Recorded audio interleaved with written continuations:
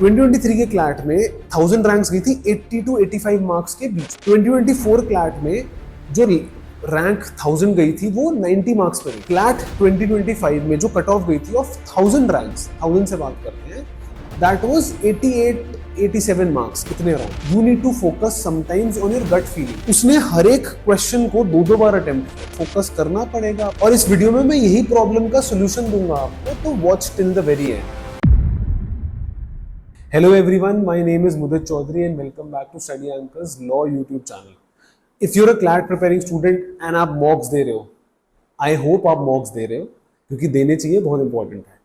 तो आपके साथ एक मेजर प्रॉब्लम आती होगी जो मुझे काफी सारे स्टूडेंट्स ने पूछी है इस प्रॉब्लम के बारे में कि हम जब मॉक देते हैं हम अटेम्प्ट पे फोकस करें या एक्यूरेसी पे फोकस करें।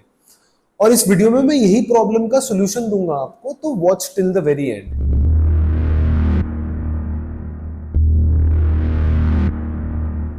इस प्रॉब्लम को डिस्कस करने के लिए सबसे पहले लेट अस डिस्कस कि पास्ट 2-3 साल के जो क्लैट पेपर थे उसमें एग्जैक्टली क्या हुआ था। तो before that answer a question of mind.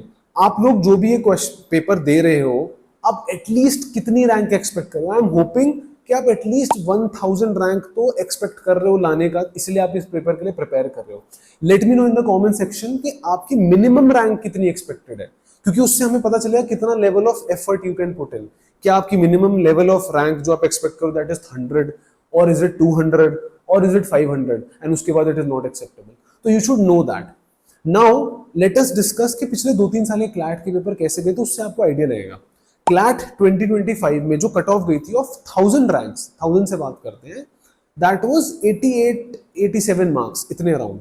2024 CLAT में जो रैंक 1000 गई थी वो 90 मार्क्स पे गई थी। अब अगर आपको, आप ये मान के चलो अगर 120 नंबर का पेपर है उसमें से आपको 90 मार्क्स लाने हैं, तो मिनिमम आपको 100 से 105 क्वेश्चंस तो अटेम्प्ट करने ही करने पड़ेंगे, राइट। अब चलते हैं एक और साल पीछे, 2023 के क्लैट में। 2023 के क्लैट में 1000 रैंक्स गई थी 80 to 85 मार्क्स के बीच में।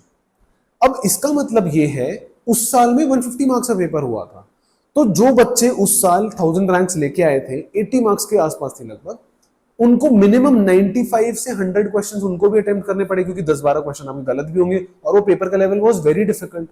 तो एक जो हम कंक्लूजन पे आते हैं कि आपको मिनिमम किसी भी लेवल के पेपर में 1000 रैंक लाने के लिए minimum 70% of the paper attempt करना ही करना पड़ेगा। और अगर आप चाहते हो कि आपकी मतलब की जो रैंक है वो टॉप 500 में आए, तो आपको कम से कम 80% ऑफ द पेपर अटेम्प्ट करना पड़ेगा।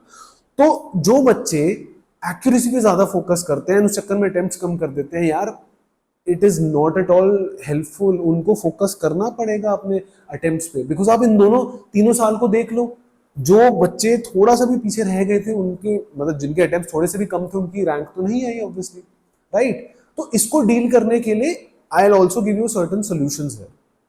तो उसके लिए मैं आपको एक स्टोरी सुनाता हूँ अपने स्टूडेंट की, कनब सलूजा की। कनब ने क्लैट 2024 में ही got a rank of 1032 and 2024 AILET में ही got a rank of all India rank 2। तो उसमें दोनों में पेपर अटेम्प्ट करने के तरीके से आप समझ जाओगे उसने क्या गलती करी और आप कैसे सीख सकते हो। तो क्लैट 2024 में उसने क्या देखा, 120 नंबर का पेपर है, पेपर बहुत इजी है। उसके दिमाग में आया, अरे इतना इजी पेपर है तो सब बच्चे अच्छे नंबर ले आएंगे, तो मैं क्या करूं। उसने हर एक क्वेश्चन को दो बार अटेम्प्ट किया, और मॉक में कभी भी ऐसा नहीं करता था, ठीक है। उसका लीगल का सेक्शन बहुत अच्छा गया ना, आस्क्ड हिम कि ये तूने इतना जल्दी कैसे कर लिया। कहता मैंने एक बारी में किया और खत्म किया। इंग्लिश में, लॉजिकल में उसने दो बार ओवरथिंक किया, सोचा और फिर अटेम्प्ट किया। इस चक्कर में उसका हल्का सा पेपर भी रह गया। अब एलेट का जो पेपर था, एलेट का पेपर 2 घंटे का था, ठीक है, 120 मिनट्स का और 150 क्वेश्चंस थे। आई टोल्ड हिम इस बार नो ओवर थिंकिंग। उसने वो पेपर 1 hour 34 मिनट्स में कंप्लीट कर लिया। He got all India rank 2nd, और देखो ना कितना आराम से कर लिया। सो मैं जो कहना चाह रहा हूं ना, you need to focus sometimes on your gut feeling. जब आप क्लैट का पेपर दे रहे हो तो आपको एक बात समझने की जरूरत है कि 120 क्वेश्चंस आ रहे हैं 120 मिनट में, तो 1 मिनट से कम टाइम मिलेगा।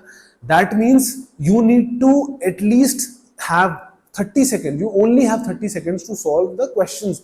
बाकी टाइम में आप पैसेज पढ़ लोगे। अब इन 30 सेकंड में आप कितना ज्यादा सोच सकते हो?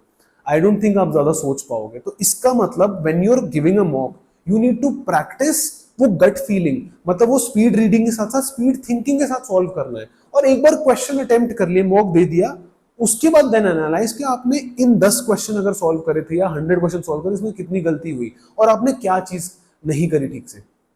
यहाँ पे सिली मिस्टेक्स हो सकती हैं, 100% हो सकती है, but you should be okay with the fact, क्योंकि आप स्पीड रीडिंग कर रहे हो। अगर आप एक्स्ट्रा थिंकिंग के साथ क्वेश्चन सॉल्व कर रहे हो ना, पेपर में अटेम्प्ट भी कम होंगे और आपके मार्क्स कम आएंगे ही आएंगे, आप अटेम्प्ट ज्यादा नहीं कर पाओगे, बिकॉज अटेम्प्ट नहीं है तो there is no scope at all for you to do well, right. तो please focus on this aspect के अपनी गट फीलिंग के साथ speed thinking and speed reading के साथ क्वेश्चन सॉल्व करो, अटेम्प्ट्स पे फोकस ज्यादा करो।